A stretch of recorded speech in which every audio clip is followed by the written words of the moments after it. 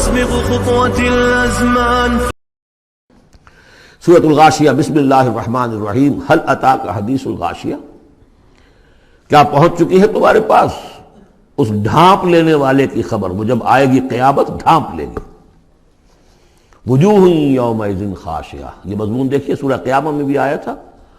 وجوہ یومئذ ناظرۃ الی ربها ناظرہ ووجوہ یومئذ باسرۃ تظن ان یفعل بها فاقرہ.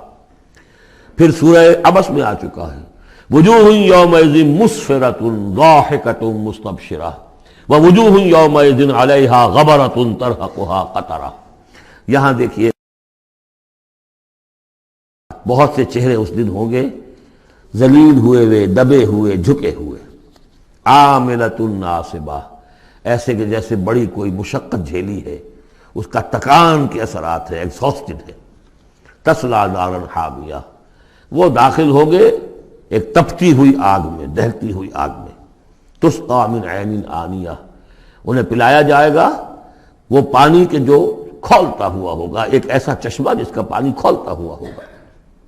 لیس لہم طعام الا من ضریع، نہیں ہوگا ان کے لیے کھانے کے لیے غذا مگر جھاڑ کانٹوں والی جھاڑیاں، یا وہ زقوم جس کا ذکر پہلے ہو چکا ہے.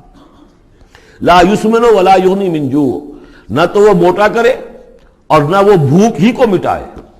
یعنی یہ کہ کھانے کے دو ہی فائدے ہوتے ہیں، آپ کے جسم کو تقویت حاصل ہو، یا یہ کہ کم سے کم بھوک کا احساس تو ختم ہو جائے. ان دونوں میں سے کوئی شے نہیں ہوگی. اب اس کے برعکس وجوہ یومئذ ناعمہ، بہت سے چہرے ہوں گے اس روز تر و تازہ، جیسے کہ ناز و نام میں پلے ہوئے لوگ ہوتے ہیں ان کے چہرے. لسعیہا راضیہ، وہ اپنی سعی اور جو بھی انہوں نے دنیا میں محنت کی تھی اور اس کے جو بھی انہوں نے مشقت کی تھی، سار و قربانی کا معاملہ کیا تھا، اس کا جو نتیجہ ان کے سامنے آئے گا اس سے راضی ہوں گے. لسعیہا، یہ انہی کی کوشش تھی، محنت تھی، لیکن آج اللہ نے قبول فرما دی. اولئک کان سعیہم مشکورا، وہ لوگ ہوں گے کہ جن کی سعی جو ہے اللہ تعالیٰ کے ہاں مقبول ہو جائے گی تو وہ راضی ہوں گے. فی جنت عالیہ، ایک باغ میں جو بہت بلند ہوگا، اونچا. لا تسمع فیہا لاغیہ، اس میں وہ کوئی لغو بات بھی نہیں سنیں گے. کوئی لغو بات سننے سے بھی انسان کو کوفت ہوتی ہے، تو اور تو کوئی بات کیا جھوٹ سننا یا کوئی الزام، یہ تو اس کا سوال نہیں. لغو بات بھی نہیں سنیں گے. فیہا عین جاریہ، اس میں ایک چشمہ ہے جاری، چلتا ہوا بہتا ہوا. فیہا سرر مرفوعہ، اس میں اونچے تخت ہیں رفیع. واکواب موضوعہ، اور آب خورے ہیں، کپس ہیں، جام ہیں کہ جو رکھے ہوئے بڑے حساب سے، بڑی عمدگی سے چنے ہوئے. وہ نمارق مصفوفہ، اور قالین ہیں جو صف کے اندر بچھائے ہوئے ساتھ کے ساتھ لگا کر. وہ ذرابی مبسوسہ، اور مخمل کے نہالچے ہیں جو ہر جگہ جگہ پھیلے ہوئے ہیں، تھوڑی دیر کے لیے ادھر جا کے بیٹھنا ہے تو وہاں بھی ہے. افلا ينظرون الى الابل كيف خلقت، یہ وہ آیات ہے قرآن کی کہ جس میں جو علامہ اقبال نے کہا ہے کہ آبزرویشن، دیکھو اور پھر نتیجے نکالو. یہ جو کلچر ہے یہ قرآن نے پیدا کیا ہے. توہمات، ایسے ہی بنائے ہوئے عقائد جن کے لیے کوئی سند نہیں، نہ عقل میں ہے اور نہ نقل میں ہے. یا تو وہی ہے، ریویلڈ نالج ہے جو اس میں ہے، عقل میں آئے یا نہ آئے وہ اللہ کی بات ہے، وہ ماننی ہے. لیکن اس کے بعد اس سے ماورا کوئی بات جو خلاف عقل ہے وہ نہیں مانیں گے.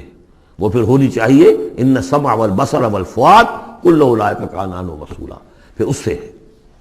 تو اب دیکھو افلا ينظرون الى الابل كيف خلقت، تو کیا یہ غور نہیں کرتے، دیکھتے نہیں ہیں کہ اونٹوں کو کیسے بنایا گیا ہے، ان کے جسم کی کتنی ہم آہنگی ہے ان کے ماحول کے ساتھ. پورے ہفتے انہیں پانی نہ ملے لیکن وہ چلتے رہیں گے، کھانے کو نہ ملے چلتے رہیں گے. ان کے پاؤں ایسے بنائے کہ دھستے نہیں ہیں ریت کے اندر. کیف خلقت وإلی السماء کیف رفعت، اور آسمان کیسے اس کو بلند کیا گیا ہے. یہ اسٹرانومی والوں کا فیلڈ ہے، وہ سمجھے کیسے ہے یہ. وإلی الجبال کیف نصبت، اور یہ جو پہاڑ ہے یہ کیسے گاڑ دیے گئے ہیں، یہ جیولوجی والوں کا فیلڈ ہے، وہ اس پر تحقیق کریں. وإلی الارض کیف سطحت، اور زمین کو نہیں دیکھتے کیسی بچھا دی گئی ہے. ویسے اس کا ایک خاص وہ سمجھ لیجئے پس منظر بھی ہے کہ کن چیزوں کی طرف، ویسے تو ہر کائنات کی ہر شے اللہ کی نشانی ہے. ان فی خلق السماوات والارض واختلاف اللیل والنہار والفلک التی تجری فی البحر بما ينفع الناس وما انزل اللہ من السماء من ماء فاحیا به الارض بعد موتها وبث فيها من كل دابة وتصريف الرياح والسحاب المسخر بين السماء لآيات لقوم يعقلون. ہر شے آیت ہے. شیخ سعدی کہتے ہیں برگ درختان سبز در نظر ہوشیار ہر ورق دفترست از معرفت کردگار. یہ جو درخت ہیں ان کے جو پتے ہیں یہ ہرے ہرے پتے، جو دیکھنے والی آنکھ ہے اس کو تو یہ ہم میں سے ہر پتا ایک دفتر نظر آتا ہے معرفت کا، اللہ تعالیٰ کی معرفت کا. اور آج ہمیں معلوم ہوا ہے کچھ نہ کچھ. آج سے پہلے لوگوں کو معلوم نہیں تھا کہ ہر پتے میں ایک فیکٹری ہے، فوٹو سنتھسس کی فیکٹری ہے، کہ جو یہ سولر انرجی ہے اسے وہ جذب کر رہی ہے اور اس کو جو ہے کنورٹ کر رہی ہے. وہی انرجی ہے جو لکڑی کے اندر سٹور ہو رہی ہے، پھر آپ لکڑی جلا کر نکال لیتے ہیں. یہ آگ کہاں سے آ گئی؟ وہی سولر انرجی، اس کی سورس وہی ہے. اور اس سولر انرجی کو، سورج کی اس حرارت کو جذب کر رہا ہے یہ پتا، اور وہاں وہ عمل جاری. ہر پتا ایک فیکٹری ہے فوٹو سنتھسس کی. تو برگ درختان سبز در نظر ہوشیار ہر ورق دفترست از معرفت کردگار. لیکن یہاں چار چیزوں کا ذکر جو ہوا ہے یہ ایک خاص پس منظر ہے. آپ کو معلوم ہے کہ ان لوگوں کے جو پہلے مخاطب تھے قرآن کے، ان کی زندگی گزرتی تھی سفروں میں، لیلۃ الشتاء والصیف. اور سارا یہ حجاز کا علاقہ تھا. جب یہ چلتے تھے تو چلتے ہوئے کیا چیز ہے؟ اونٹ پر تو سوار ہیں، اوپر آسمان ہے، دانے بائیں پہاڑ ہے، نیچے زمین ہے. یہ چار چیزیں وہ تھی کہ جو ان کے لیے ہر وقت ہر آن ان کی نگاہوں کے سامنے. دیکھتے تو تم ہو، لیکن یہ حیوانوں کا سا دیکھنا دیکھ رہے ہو تم. یہ تو اونٹ نے بھی دیکھ لیا کہ اوپر آسمان ہے نیچے زمین ہے اور ادھر پہاڑ ہے ادھر پہاڑ ہے. یہ تو اس نے بھی دیکھ لیا. تم نے کیا دیکھا؟ دم چیز پیام شنیدی نہ شنیدی در خاک تو یک جلوہ آمیخت نہ دیدی. یہ سانس جو آ رہا ہے یہ پیام ہے، کوئی پیغام ہے اللہ کا. کبھی سنا ہے کہ نہیں سنا؟ اور تمہاری خاک کے اندر ایک جلوہ بھی ہے، جلوہ ربانی، روح ملکوتی بھی ہے. کبھی دیکھا ہے اس کو؟ دیدن دیگر آموز شنیدن دیگر آموز. یہ صرف حیوانوں کا سا دیکھنا اور حیوانوں کا سا سننا. اس سے ذرا آگے بڑھو، انسانوں کا سا دیکھنا، انسانوں کا سا سننا سیکھو. تو یہ ہے وہ کہ اب ان کو دیکھو، ان چیزوں کو آبزرو کرو، ان کی حکمتوں کو دیکھو، ان کو انویسٹیگیٹ کرو. اس میں قوانین فطرت جو ہیں، قوانین طبعی ہیں، ان کا انکشاف ہوگا. یہ ساری چیزیں تمہارے لیے مسخر کر دی گئی ہیں. تم ان کو ماسٹر کرو، ان کو اپنے استعمال کرو، ایکسپلائٹ کرو. یہ سارا کام تمہارے لیے ہے. تمہیں خلافت دی گئی ہے زمین کی. پوری دنیا تمہارے لیے بنائی گئی ہے. خلق لکم ما فی الارض جمیعا، تمہارے لیے بنائی گئی. لیکن یہ کہ اس میں توہمات ہو جائیں تو پھر ظاہر بات ہے کہ وہ علم کا راستہ رک جائے گا. افلا ينظرون الى الابل كيف خلقت والى السماء كيف رفعت والى الجبال كيف نصبت والى الارض كيف سطحت فذكر انما انت مذکر. تو اے نبی آپ نصیحت کرتے رہیے، تذکیر کرتے رہیے، ان کو بتاتے اور سکھاتے رہیے، یاد دہانی کرتے رہیے.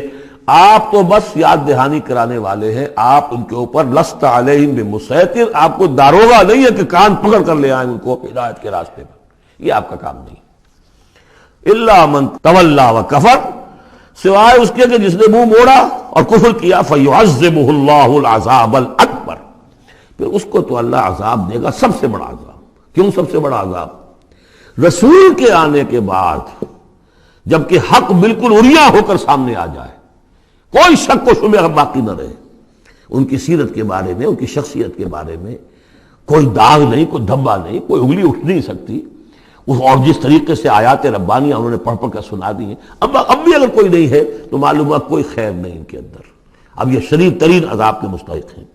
انا الینا ایابہم، اے نبی ان سب کو ہماری طرف لوٹ کر آنا ہے. ثم ان علینا حسابہم، پھر ہمارے ذمہ ہم حساب لے لیں گے. آپ اپنا کام کیے جائیے، جو آپ کا فرض ہے آپ ادا کیجئے، باقی یہ ہم پر چھوڑیے. ذرنی والمکذبین، مجھے چھوڑ دیجئے، میں ان سے نمٹ لوں گا. ذرنی والمکذبین اولی النعمہ مہلہم قلیلا. دیکھیے کس طرح یعنی سورہ تاریخ جو ختم ہوئی ہے کہ ایک ہی آیت میں مہلہم، آپ کو ان کو ذرا دیجئے، مہلت دیجئے. امہلہم دونوں صیغوں میں، باب تفعیل بھی اور پھر باب افعال بھی. ان الینا ایابہم ثم ان علینا حسابہم اللہم حاسبنا حسابا یسیرا اللہم حاسبنا حسابا یسیرا. آمین یا رب العالمین. وتعلو همتي دوما وتسبق خطوتي الأزمان، فوقتي لا أضيعه بما يفضي إلى الخسران، وكفي لا يفارقها أداء البر والإحسان، ولا تدري شمالي